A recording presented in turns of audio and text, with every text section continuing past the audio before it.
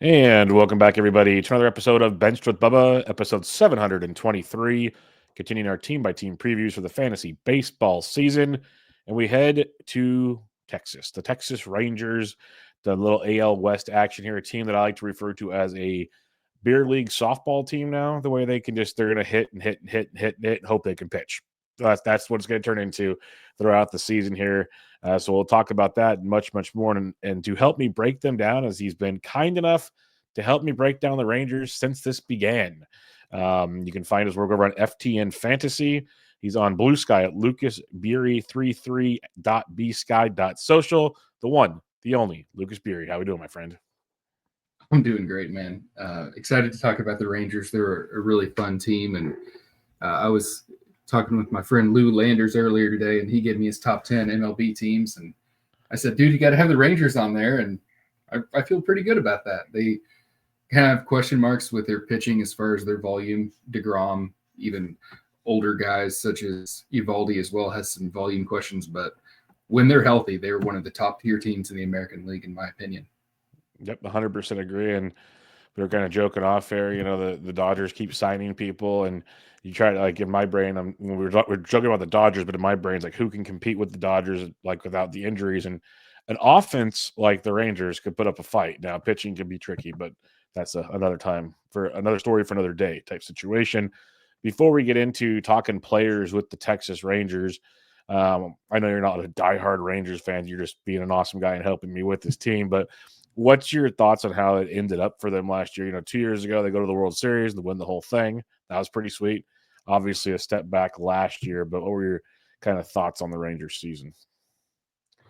Yeah, I mean, I think most of your listeners are fantasy baseball players. I would imagine all of them, as a matter of fact. And it shows you can have a great year one year, and things can look about the same as far as your draft and your roster, and things can just have a downturn. Corey Seager misses a ton of time. Marcus Semien is pretty much the same player, but things don't go well, and you have pitching injuries. So they have the bulk of the same roster. It just didn't go their way. That shows you the variance and why this game isn't played on paper and it's played on the ball field. So they have a good team, but things just didn't pan out for them last year. No doubt about it. So let's get into these players. For those that's keeping track at home, I'm using NFBC Draft Champions ADP from January 1st. It'll give us a rough idea of what's going on in the drafting landscape. But you mentioned Marcus Semien. It was a down season for Marcus Semien. Still got you 23 home runs, but only 8 stolen bases. Biggest thing, hit 237. That was a big down play. And 159 games. Oh my goodness! Like, we didn't get the full gamut of Semien, but still 718 plate appearances. What's your thoughts on Semien now heading into 2025? He's going to be 34 years old, but he comes with an ADP around 93 ish, give or take, which is quite low compared to recent seasons. Yeah, when I was very kicking off my research at the very beginning of the offseason, I had looked at Simeon, and a lot of his metrics look the same. His strikeout rate's right where it always has been. He's walking just as much. Even his barrel rate hasn't gone down, and it's not been a great barrel rate, but for a guy who strikes out less than 15% of the time, 6.5% barrel rate's acceptable, especially because he is a max playing time guy. So I look at the Steamer projection of 25 home runs, 12 steals, 250 average, great runs scored. I'm good with it. I think even in a down year last year, the guy put over 100 runs up. We've seen his ADP come up little by little as the off seasons went on, when people have looked at him more, and in a position in second base where there's a lot of decent options in a 15-team league, but in a 12-team league, I think it's key to differentiate yourself and have a strong hitting base. I would be thrilled to take Semien at this ADP, and I think you could even bump him up a round or so and still have good value for where he's going, because the skills to me have not disintegrated that much. I think he just had some bad luck, but I think he'll bounce back even though he is getting a little older. Yeah, I completely agree with you. Usually I'm an anti Simeon guy in my drafts just because of his price tag and what he brings to the table. But we're talking the second base position, which we know it's like not the greatest. There are some good talents. It's one of those you can wait on and kind of be okay with what you want. It's not great, but if you want to get elite, you got to go early. This was a former elite second baseman that, like you said, the skills didn't drop off a ton, which is nice. So I am intrigued at that ADP. Still got the over 700 plate appearances. We talk about it all the time in fantasy baseball. Plate appearances are king. It's a big thing. So I don't see that changing a ton. And this lineup is ridiculous, which I'll probably say a dozen more times in this show, but it's pretty good. All right, you mentioned Corey Seager earlier, and the biggest bugaboo I always have with Corey Seager is injuries. Played 123 games last year, which better than usual for Seager. He played 151 in 2022, but 123, 30 home runs, 278 average. The thing with me is always the price tag with Corey Seager, but I've always been anti-Seager. Other people love Corey Seager, so it's each their own. It's a beautiful game we play. ADP's around 50, Lucas. How are we feeling on Corey Seager heading into 2025? Yeah, I mean, with Simeon, I'm excited to target him just because it is a lot cheaper. They're obviously different players, but with Seager, that price tag of 50, it's an acceptable player at the right range if you need batting average. But he's a somewhat tricky fit since he doesn't run, and we need 180 to 200 steals to compete for a really high point total in steals. So that's a huge thing to consider, as well as the health issues is probably even a bigger issue. So I'm not excited necessarily about him, but I think in the right build, he would make some sense. He's a premium batting average guy. He's just a premium hitter. He has great power, but yeah, the volume concerns are very real. And coming off of surgery yet again, as far as that hip sports hernia area, definitely carries a lot of risk as far as volume and health. Yep, I'm with you. I'm just going to continue to ride the no Seager train, and it's kind of only bit me once, so I'll take that as a win, all things considered, and see what Yeah. happens this year. Wyatt Langford, everyone talks, Jackson Churio, Jackson Merrill, they're going high up in drafts. You got Wyatt Langford, who the hype was big for last year. Not a great start, got hurt, comes back though, finishes quite well in the second half. ADP is around 47 right now. It's slowly creeping up. I feel like it should be even higher. What are your thoughts on Jackson Merrill? It's like even on a down year, 16 homers, 19 stolen bases. Yeah, he really put it together towards the end of the year. He was slow starting out of the gate, which is normal. You're a rookie. He only had 200 plate appearances in the minor leagues before last year. And think about that. This guy had 200 plate appearances in the minors, came up, picked in the fourth, fifth round in main event leagues, and that's about where his price is again next year. So I think he's a solid buy, but the proven players that you have to pass up for him are too much for me. So I think he's not quite yet a finished product, but I also wouldn't be surprised if he were to turn it on and go crazy. I just prefer some of the starting pitchers around him. Your Framber Valdez's, your Michael Kings of the world. But if you're looking for an outfielder, I think he's fine. I just it's still a very high price to pay for me, I guess. Yeah, where he's getting drafted, it's getting close to that 3-4 turn in a 15 where a lot of people are taking starting pitchers. So it's a great point you make there. Maybe that's why he's, to me, kind of where he's sitting away from Jackson Merrill and Churio. There's a gap that takes place there. We'll see. I feel like Langford takes this big jump and he's the guy everybody wants, or there's still growing pains. There's no in between when it comes to him for me. I guess would you think that second half is more realistic, or you think that first half needs to be factored in? Or because we see sometimes guys have that big second half jump, and that's just kind of what they become. I'm not going to compare him to Mike Trout, but that's kind of what happened with him. I'm leaning more towards favoring the second half in this one as a young guy getting his feet wet, but still, like you mentioned, growing pains. Barely any minor league at bats. Still super young, but it'll be interesting to see how it plays out. I'm buying in. It could bite me tremendously though at that ADP. Like he has to come through at that ADP. That is for sure. Right. All right, Adolis Garcia, a guy that not too long ago was just a power running machine, hitting 245-ish. Life was good. Things have slowed down a bit last year. 25 homers, 11 steals, only hit 224. It was a drastic drop-off. A drop-off that has cost Adolis's ADP to drop to 151 right now. How are we feeling? You thinking bounce back at that ADP, or are you concerned? Yeah, that's a pretty good ADP, I believe, given all the context factors of this being a strong lineup. Outfield is interesting. I mean, there's a lot of ways to deal with outfield, but I think if you pick him, he would fit in any team, whether you waited an outfield or if you make him your outfield 3 or even 4 if you really invested. And he has a fairly broad base. He's more of a power kind of guy, but he can throw some steals in here and there. And the counting stats should be good. So I'm completely good with this ADP, and I like it more than Langford, just because, like you said, with Langford, he really has to produce at a very high level versus with Adalis, even if he's in between 2024 where he had a down year and 2023 where he had a great year and he just has a solid year, I think you're happy if he stays fairly healthy. No, you're 100% correct. The biggest thing is he needs to get that batting average back up to that 245 world, and we can live Yep. with that with him. If he's just going to be a poor batting average guy, we still have problems, and that was my issue in the an OC I drafted on Monday night. That I was just like, I need some batting average help. I don't know if I can take the risk. Where in an OC, I probably should That's have true. taken the risk. I should have taken the risk, but that's one of those hindsight picks already in January. All right, new Texas Ranger DH will be in a strong side platoon. That is one Jock Jams. Jock Peterson, for those that don't keep track at home, is coming off a really strong 23 home run, 7 stolen base year where he hit 275 with Arizona. And, we saw him 2 years ago at 274 with 23 homers for the Giants.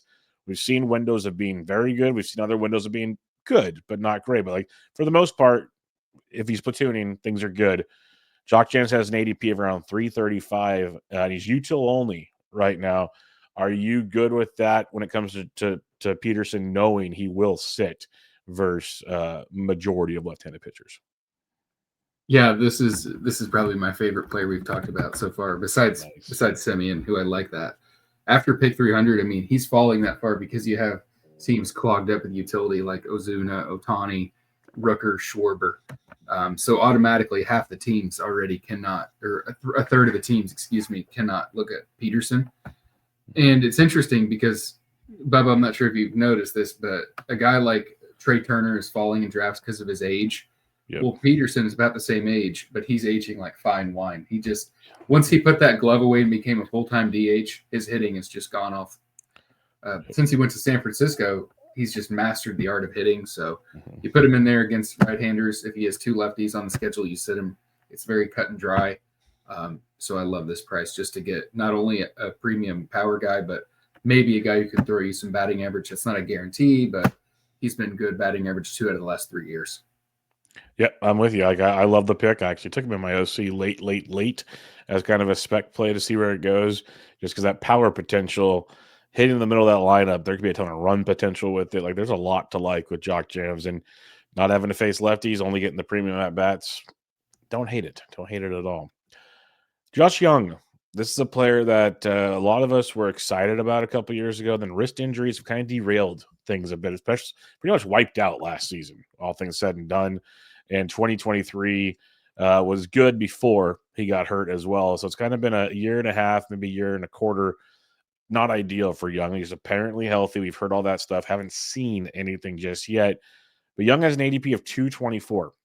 And the talent we liked a couple years ago, way better than 224. So how are you feeling knowing that they say he's healthy, but we don't know for sure situation at that price tag with Josh Young? To be honest, in a DC or in a draft and hold format, I'm feeling very squeamish, even with the good news. I mean, I had an opportunity at him in the late 200s, and I just passed on him just because you can't change out your roster. There's no transactions. So, I mean, if this guy goes belly up early in the year, you can't say you didn't see it coming. Multiple wrist injuries, recurring deal. He had a shoulder injury that he suffered in the preseason a few years ago, and he missed a significant amount of time. He also missed time for the COVID season. So as a young hitter, this guy's missing at-bats. He's missing reps. I do love his talent when he's healthy, but it's also been a roller coaster with high strikeout rates due to some of that missed time, in my opinion. And he's too young to DH, and they're not going to go that route with him yet. But until I see a really good amount of play in spring training, or if it's in a fab league, I'm staying away from him in the DCs. Yeah, I think I had one share really early thinking okay, price is right. We'll see what happens. But as draft season keeps going on, I've kind of circled away from Josh Young and kind of similar thought process as you. Is yeah, he could pull it out. We've seen those wrist injuries linger, and I'm just concerned with him quite a bit. And I hope I'm wrong, but time will tell. Same. All right, Evan Carter, a guy that 2 years ago came on as an OBP machine, was a big part of the Rangers World Series run, and then last year battled a very bad back injury apparently. Only played in 45 games, 5 homers, 2 steals, a .188 batting average. Apparently, he's fully healthy yet again. He's supposed to be the starting center fielder for the Texas Rangers, and he has an ADP of 296, Lucas. So not that expensive, all things considered. How are we feeling on Evan Carter? Because at that price point, it's at least worth the conversation. Yeah, it's funny. We were having some good laughs in the Bubba and the Bloom Discord, your great Discord over on your Patreon, and talking. Man, it wasn't that long ago that Carter and Langford were linked up at ADP, and those things have gone in opposite directions. So I suppose if you believe in the buy high, sell low, you can look at Carter. Again, it's another thing where do you want to add a guy that has had significant back issues? He's going to have platoon issues. He also is probably going to be a low batting average. His WRC plus numbers look strong, but that's due to a double-digit walk rate. So that's not going to help you in NFBC. It will help you in points or on base. But at 296, man, that does sound pretty juicy. So, again, he's tricky. Maybe he's a little better in the 50s format where if you do kiss an outfield spot goodbye because he's out, it's not as painful. But if I do draft him, I would make sure I have extra depth because he does have significant injury with the injury risk. 100%. I think he's a really interesting OC play because at his Yes. ADP, you can just drop him. Just drop him if things don't work out, and you can replace third, fourth, fifth outfielders and OCs. Like you don't want to, but you can. You can find those guys on the waiver wire, and like you mentioned, that's why I think why the 50s, the 12 team draft an old format.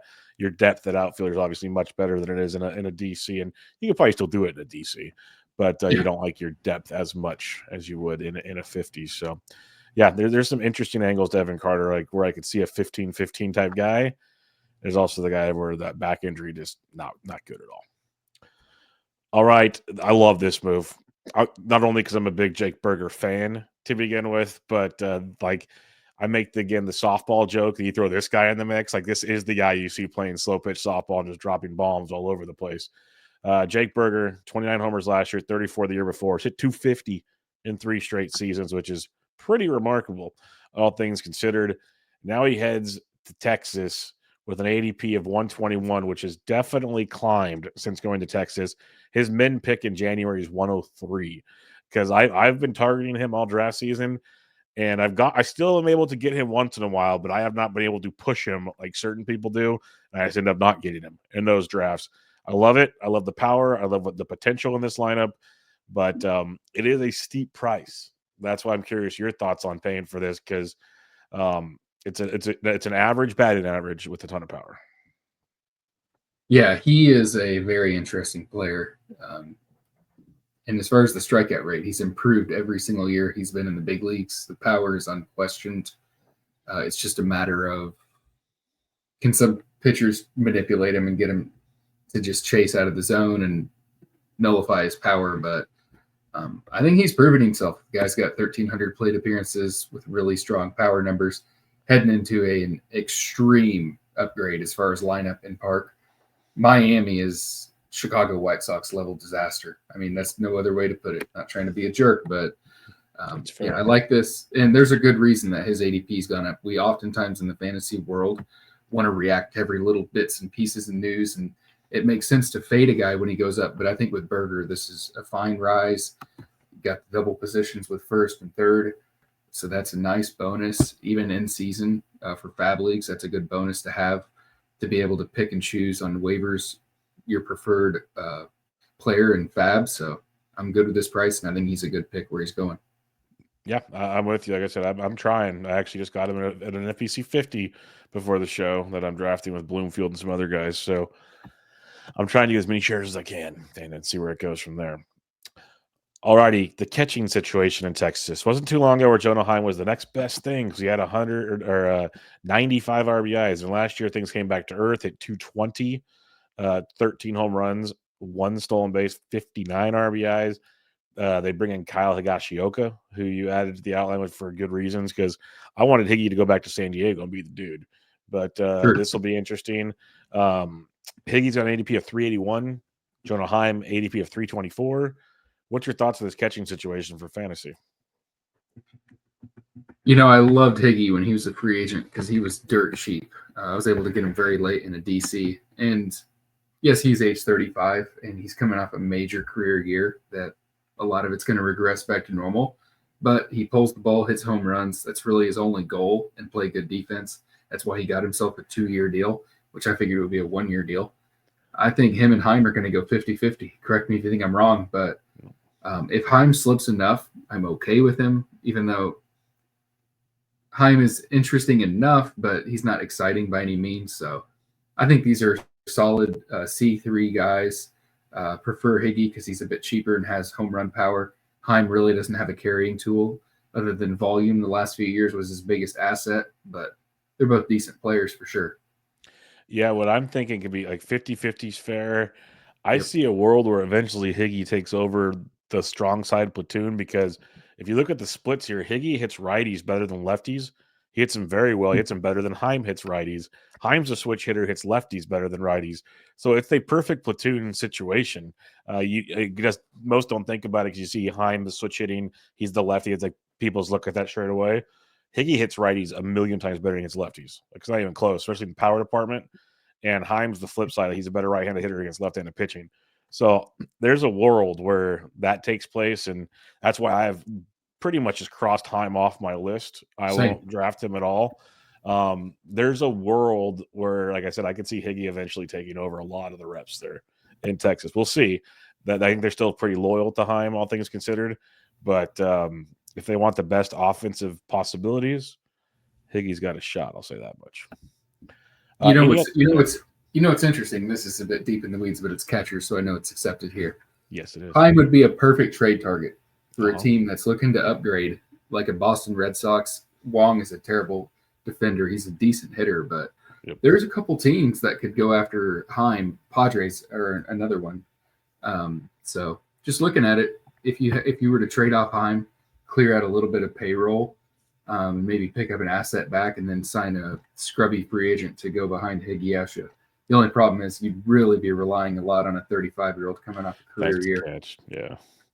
That's the catch is he is getting older and coming off a big year, but I like where your head's at. I think there's definitely something there in the baseball world. Like even a Heim to I don't know if they want to go to Colorado, but that'd be fun. There are teams. I'm not going to start rolling through every roster out there, but you're right. There are some definite options like San Diego. Wouldn't be shocked if I guess there was a move. Yes, But yeah, that would make it's hard to sense. see catchers traded. I think it's uncommon since they work with the pitchers so well. It takes a lot of rapport. Yeah, I think a lot of people look at like what's the return in reality? Like, what are we really giving you for these guys? Is it True. worth it type thing? But it's because people don't respect catchers. That's the difference. They just don't understand they're people too. Any other hitters worth discussing on the roster? I think we nailed most of them, but maybe there's someone else where that might stand out come fantasy. Like I don't like just real quick. Like two guys I have dilemmas in DCs: Josh Smith and Leody Taveras. Because like I think Leody should be starting, but then you look at their outfield of Adelise, Carter, Langford. Okay, that's fair. Leody probably doesn't start, but I think in a DC there's viability there because I think he'll play enough. Same with Josh Smith. It's like the infield's full, but we already talked about Corey Seager's health, so that's or Josh Young's health. So what's your thoughts on those two guys, real quick? Yeah, I think with Leote, he's a little bit cut and dry. He's a premium defender, but his bat has always lagged behind. He had a good stretch or two where people thought he was breaking out, Yep. And he's going to play. It just takes one injury on this team, or even days off. You're not telling me guys like Evan Carter are going to take some days off here and there. True. Leote is a switch hitter too, so that's only going to benefit him. So he could be a natural platoon partner for Carter. So I like Leote as just a boring at bats kind of guy in DC. His skills are decent enough. They're not exceptional, but he can provide a little bit of power and some steals. With Josh Smith, I feel like he just got so lucky last year. It's hard for me to press him. So just there's not a lot of meat on the bone for his skill set. It does take one injury, and he will also probably play a little bit unless they bring in a cheap free agent, like a Jose Iglesias type. Not necessarily him, but that just cheap older guy that can play. But Yeah, I think Josh Smith's more AL only at this point. That's fair. Leody Taveras, ADP of around 440 right now. And Josh Smith coming in with an ADP of around 417. So they're not like free, not expensive, but not free to say the least. All right, let's head to the mound where on name value, very stacked rotation. Tons of injury questions as you as you go through this rotation. And we'll start with one of the bigger injury questions going out there. One Jacob DeGrom, who put together 10 innings last year. He got a few reps as things wound down. That was just enough to get people excited, Lucas, because Jacob has an ADP of 37 right now for a guy that he threw 10 innings last year, 30 innings the year before, 64, 92, 68. That's his last 5 seasons of professional baseball. What's your thoughts on this ADP of 37? Because some people I respect a lot are all in. My risk tolerance does not allow for that. Yeah, I understand. Some people are saying that DeGrom has a new ligament and he should be ready to roll. He's had plenty of rest and he should be good. And that is fair that he did recover that area that was bothering him. However, you have to look at the facts. This guy's going to be turning age 37, hasn't pitched a significant workload since 2019, which is a long time ago. And he's had other injury issues in addition to his elbow, which was barking for 3-4 years before he finally got it fixed. He's had shoulder issues, elbow issues, side issues, neck issues, back issues. I mean, back in the 2020 campaign, it was about every other start he would either be scratched or pushed back a day or two. And I had him. That was the last time I had him, was in 2020. It's just too much of a cost for a guy that's way advanced as far as age. And he's had other maladies besides elbow. It's not just an elbow and he's fixed. There's a lot of other body parts that he's dealt with as far as issues. So I'm completely out on him. Yep. I'm with you as well. I just can't pay that price with other pitchers that are, knock on wood, healthy right now. I'm going to take my chances there and see where things go. Yep. All right, Nate the Great, Nate Eovaldi. So we went from a 36-year-old to a 35-year-old. This is good. This is how you build rotations these days. Eovaldi coming off 170 innings this past year, which is the most he's thrown since 2021. Ratio below 4. He's had that every season since 2020. Strikeouts are still good. Not great, but good. And you got an ADP of around 202 right now. How are you feeling on Eovaldi, who year in and year out, it's just like, please stay healthy? Love Eovaldi. He's one of my favorite pitchers. He's dirt cheap for what you're getting year over year. And while he does have injury risk, he seems to just know his body well enough where he can recover and recuperate. The year that they won the World Series, he missed parts of the middle of the year, came back, reworked his delivery somehow, and was able to have a good run and pitch great in the World Series. So, yes, you can argue he's got some similarities to DeGrom where he could break down at a moment's notice, but you're getting him around pick 200. He's got a proven track record, a deep pitch mix, and his metrics are really good. So I love Eovaldi. Don't expect more than about 140 innings, 150 if you're lucky, and just roll him out there when he's good to go. If you see his velocity go down, you can pull him out of your lineup too. So he's easy to use. Yeah, no, and all great points there. Is the price tag kind of already bakes in some missed time Yes. potentially? It's already baking that in. I'm also the mindset kind of shoot for 140, 150. Yep. Be happy with that. We're good. And and he does let you know when like he'll pull himself early, he'll work through things, and knock on wood, we're good in that regard. So I like Eovaldi quite a bit as well. All right, from 36 to 35, we're going to 33-year-old pitcher in John Gray threw 102 innings last year, battled some injuries as well, but threw 157 the year before, 127, 149. So we have an idea of what to expect from John Gray in the innings pitch department. And then when you're talking about Gray, ADP's almost 500. So how are we feeling on that? Because honestly, like 130 innings, again, that's still if, but an ADP of 500. Yeah, he is significantly discounted from his previous price. I mean, he's kind of a toss-up for me. I mean, I could go either way. I don't have a ton of excitement for him. I did draft him in my first DC, and I feel okay about it. Got him in the mid-30s as far as rounds. But some things are going backwards as far as his strikeouts minus walks. His velocity's also gone down too, which if that goes down, that's somewhat of a problem because he's not a big velocity guy. I've heard rumors he could go to the bullpen. If he does that, I don't think he's necessarily going to get saves. This is a team that, let's face it, is all hands on deck to try to win this division and win this World Series. So he could lose his rotation spot, but he's just kind of a very boring SP depth kind of pick at this point. I don't see a ton of upside, but he also has put together some solid roto seasons, so you can't rule that possibility out, I suppose. Yeah, the velocity is a major concern. I'm with you there, and like they were toying with the bullpen last year, so definitely good things to think about. And I think that's why he's baked into that 500 ADP. Could see that factoring in as well. All right, so to a 30-year-old pitcher and Tyler Mahle, who through 25 innings in 2023, through 12 innings last year. We'll see what we get this year. ADP's 442 for Mahle. Are we interested in this one at all, or is it kind of a John Gray feel for you? Almost a worse feel, because Yeah, at least with I'm with Gray, you. he somehow has volume. Not greatest volume, but if you need a pitcher 9, maybe you might be able to use him a few weeks. But with Mahle, he hasn't pitched a full workload in a few years. He's dealt with Tommy John, tried to recover from that, and had complications last year. And his velocities went way down. And he needs velocity even more than Gray, because he's a 93, 94 guy, while Gray is more 95, 96 at his peak. So it would have to be a fab league where if he doesn't look like he's the part, you can pitch him and ditch him, no big deal. In a DC, it's much more magnified than with Josh John. I don't want to take a guy that could easily give you 30 innings and that'd be all you get. Don't want that. Yep, I'm with you. Mahle's pretty much just passed over in every one of my drafts for me. Not too interested in that situation. A pitcher I am interested in is Cody Bradford, a guy that burst onto the scene through really well last year, and then he had some back and neck issues. Came back through okay, but really never got a full go after that. Total 76 innings, but ratios were good, strikeouts were good, was very serviceable when he's out there. He's scheduled to be the fifth man for now. We'll talk more about the sixth man, and obviously already talked about injury risk, so I think the fifth and the sixth guys will get plenty of run here.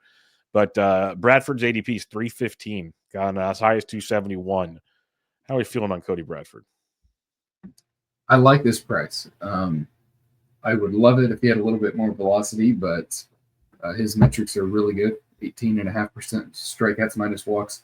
You will not find a player like that in this range unless it's kind of a generic, non-name brand, non-sexy player like a Cody Bradford. He's a change-up first guy with lower velocity, but he's in a good context. I think this is a good price. He's going to pitch a lot because all the guys that we named have injury risk, every last one of them.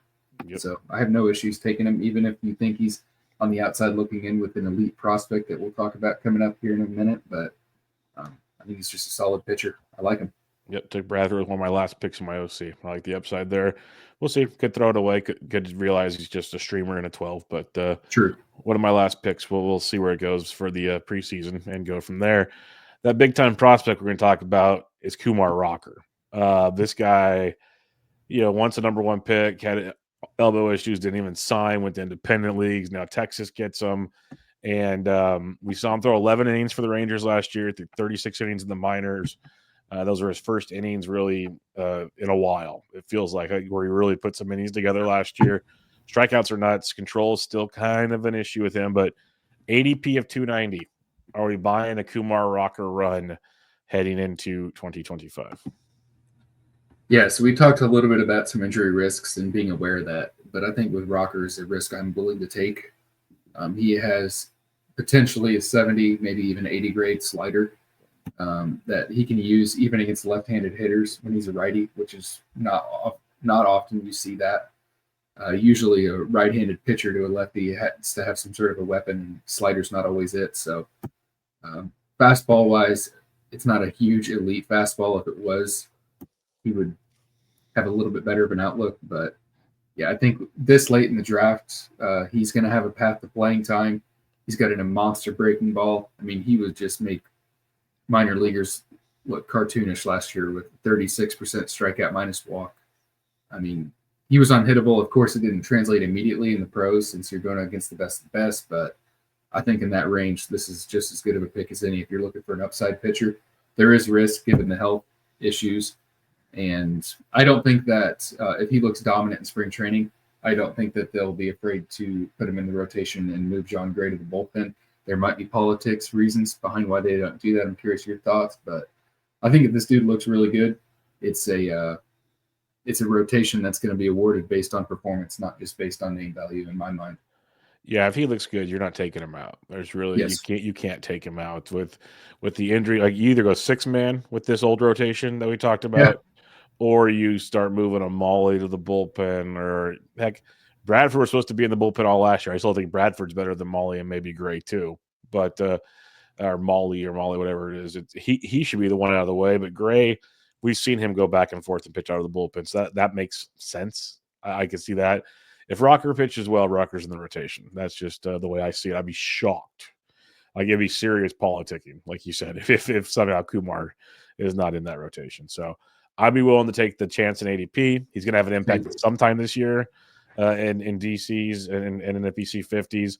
And I think he's going to be a real interesting situation off and on that could pan out to be pretty good. You could argue that it's a little surprising he's going almost at 300, given that fact that people love the upside. I mean, there's some names on the list that I could see him going ahead of. That's just it's like okay, easily he can fly past Gavin Williams, who has health concerns, or Nick Lodolo, who pitches in Coors Field, Reese Olson. Just there's a lot of names on here where all it takes is one little video on Twitter and Rocker's going to shoot up 3, 4, 5 rounds easy. Yep, this is why we draft early sometimes, because you're not going to get this price tag for long once you start seeing him report to camp and rumbling, start serving. Oh, he's going to make the rotation, and then it's just skyrocketing from there. Yep. All right, let's go to the bullpen here, where Kirby Yates was awesome last year. It seemed like Kirby Yates was going to re-sign with the Rangers, and the Dodgers showed up again on another free agent. Just par for the course in the offseason of 2025. So right now, the Rangers did sign Chris Martin. And I joked, I said, they got their closer for cheap. It's what they wanted. And they were like, no, they're going to sign someone else. They still might. There's Kenley Jansen out there. There's other people out there. Don't get me wrong. But for now, Chris Martin is probably penciled in to close. And there was rumbles that people liked him to close potentially in Boston at one point. Chris Martin has an ADP of 408, Lucas. 408. How are we feeling on this bullpen situation? Yeah. I do think they're going to bring in another big guy, maybe a Kenley Jansen, maybe a Carlos Estevez, even a David Robertson potentially, who has more closing experience than Chris Martin. Yep. That is a solid price to take a handcuff as well as a usable setup man. So I, for one, think that this is a team that's gone heavy in. They traded for Berger. They brought in Jock Peterson and paid a lot of money to do so for a 2-year deal. They paid 2 years for Higashioka. I think this is a team that's not complete for the bullpen. So I can see a Kenley Jansen, a Carlos Estevez, of the likes. So, yeah.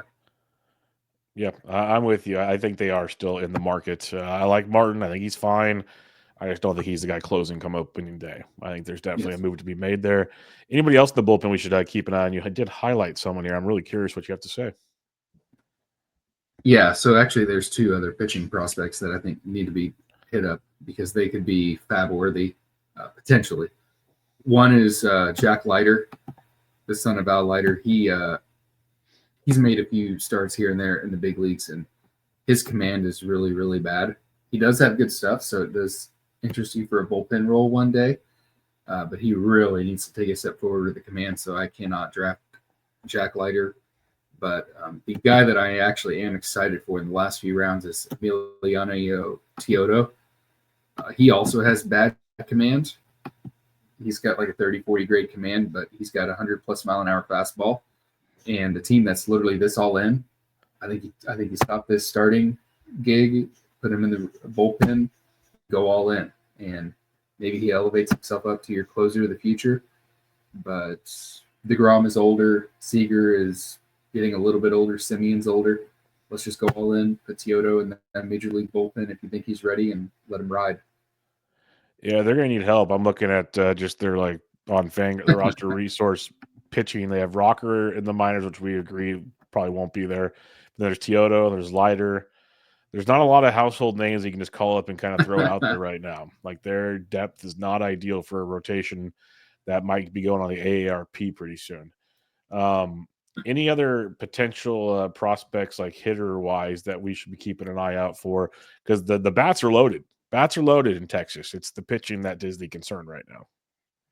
You've got a guy floating around in the minors like a Justin Foscue. He's a decent player, but he would be a lot better looking on a Miami where they were to give him 500 at bats and just let him ride. He has no defensive home, so it's not going to probably work out for him in Texas, barring tons of injuries, which hopefully that doesn't happen for their fans again. So they don't have a lot of proximity prospects in their farm system. Yep, that checks out. Checks out for sure. All right. Before we wrap up, how do you think things finish for the Rangers in 2025? You got the Astros, who are always hanging around, even without Tucker. Yeah. They should still be good. The Athletics were a surprise next year, but new place, who knows what they're going to do. Mariners will hang around with that rotation, and then you got the Angels. So how do you think the Rangers finish up here in 2025? I think the Athletics are going to be improved a bit. Now, as far as how improved, that's really anyone's guess. The first kind of number that came to my head was something in 88, 89 wins for the Texas Rangers. Now, a lot of that's going to depend on how much pitching health they get. That's going to be really the biggest answer because their offense is stacked. Bullpen-wise, they need help too. I mean, there's some serious holes there, but that's one of the things that you can fix if you invest the right resources, which their payroll is way high. So it's going to be a tricky thing to navigate, but I think they have a high ceiling. They've proven they're a World Series type of team, and between them and the Astros, it'll be a dogfight, I think, till the end. Yep, I'm with you. I think they're gonna hang in there, but it's all pitching dependent. I'd love to see them go get like a Nick Pivetta, go get a good closer. Like, go get some depth. They need to do it badly and spend a few more dollars and see what happens, because it'd be a shame to waste that offense. Like, it's just not ideal with that, but we'll see. We'll see how that pans out. All right, Lucas, always a pleasure. Before we head out of here, remind everybody where they can find you and what you got coming up down the pipeline over there at FTN. Yeah, you can find me on Blue Sky. Just type in my name, Lucas Biery, on there. And as far as FTN, I'm working on a Battleship article series, which has been fun. Kicked that off over the weekend. Looked at catchers and corner infielders as far as potential busts that can sink the battleship, so to speak. So I'll have about 4 more articles coming out in that series, and feel free to check it out. It's going to be fun. Yep, it is. We're close. Pitchers and catchers report very soon, my friend, and we got some real baseball coming up. So draft pretty quick and get your auctions going, because Lucas a couple years ago won the overall. So watch out for this guy. And I think you're signed up for the listener leagues, right? Yeah, no, yeah. Yes, I am. Yes, Ready for the auction action in there too. So yeah, I think we got at least 8 teams right now. So we're or eight leagues, I should say, right now. So that'll be fun as well. But thanks as always, my friend. Always great chatting with you. Likewise, man. It's awesome. All right, everybody. This is Bench with Bubba, episode 723, your 2025 Texas Rangers preview. Catch y'all next time.